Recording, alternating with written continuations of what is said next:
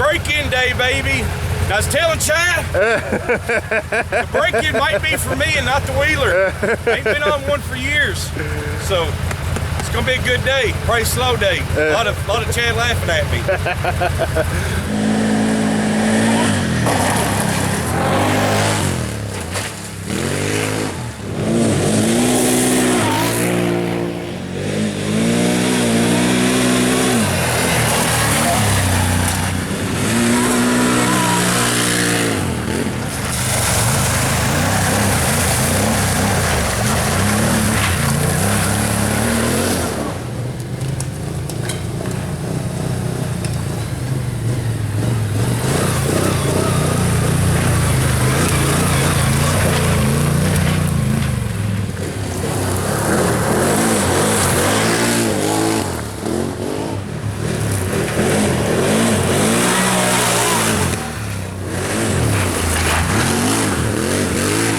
All right, boys, Flyin Brian with the Outlander 1000r. First off, I hadn't been on a four-wheeler in a long time. Dylan Scott, Team Wax, I want to give y'all a shout out.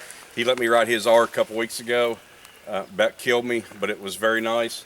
But to the Salamander, first impressions, you know, I'm used to the Turby D. The faster you go, the smoother it is. I was very, very worried, and I told Chad right off the bat this morning, I said, man, we might have to adjust the shocks. I'm not going to lie, I've actually kind of pushed it to the point to where I didn't want to go anymore. We've been riding pretty good. Hey, and these shocks have not bottomed out yet. And I am a healthy boy, man. So that has really impressed me.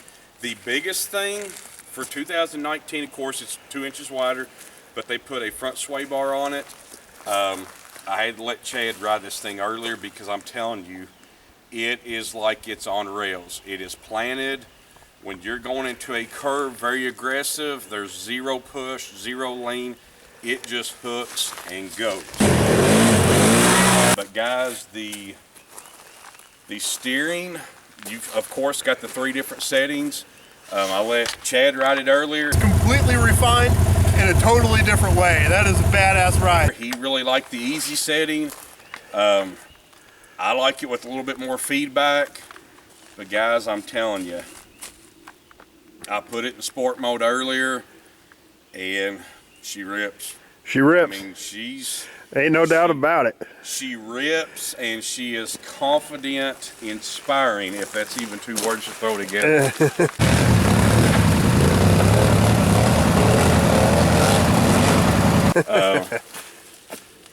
But I've got to say, I mean,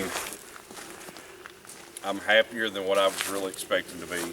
And like I said, I mean, I don't know if that front sway bar has made that big of a difference, but I feel as if I can ride this as aggressive as I can the Turby D, and that's kind of sort of saying something. Absolutely 100% as aggressive as I ride the XP. So my apprehensions about the Outlander when I first bought it was gonna be the handling. And you know, I knew it was a little bit leaner. You know, Polaris did the comparison, and the ride on the Outlander looked almost sketchy. Outlander handles the same corners. With 2 inches less width in the front, the Outlander dives hard. That's what poor handling looks like. Because it didn't look as planted.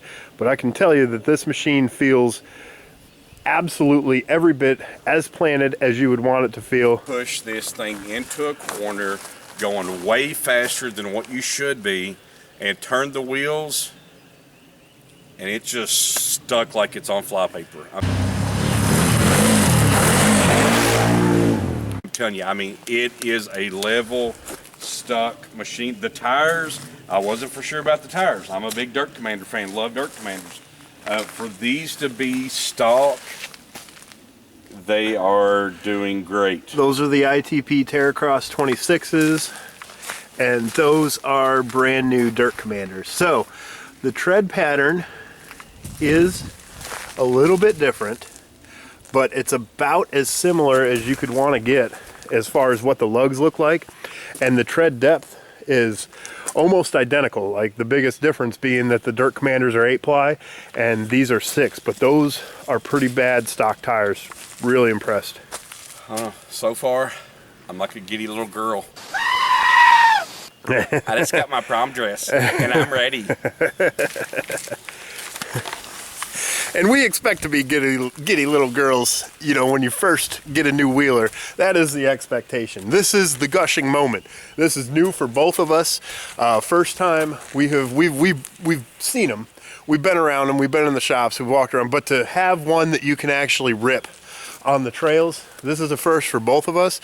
And all the apprehensions I had about the Outlander when I bought the Sportsman, we're going to get to good comparisons on that. This is not the comparison, but all the apprehensions I had on the Outlander when I bought the Sportsman, those are pretty unfounded. At least in 2019, they're pretty unfounded. I bought mine in 2018 before the changes were made, updates to the 2019 machine. Any apprehension I had about it, they're just not accurate anymore. This machine is freaking crazy good. And guys, trust me, I am not a fanboy of CanAm. I will definitely I want to ride this for a while. I want to get used to the way it performs, and then I'm going to get on the XP. Chad's going to get on the Audi, and then we're going to give a honest review. I'm not going to hurt his feelings. He's not going to hurt mine. We're going to tell you what we think about them. But I mean, as of right now, and I even like the horrible plastic. I'm not very big on the orange, yellow, whatever it is.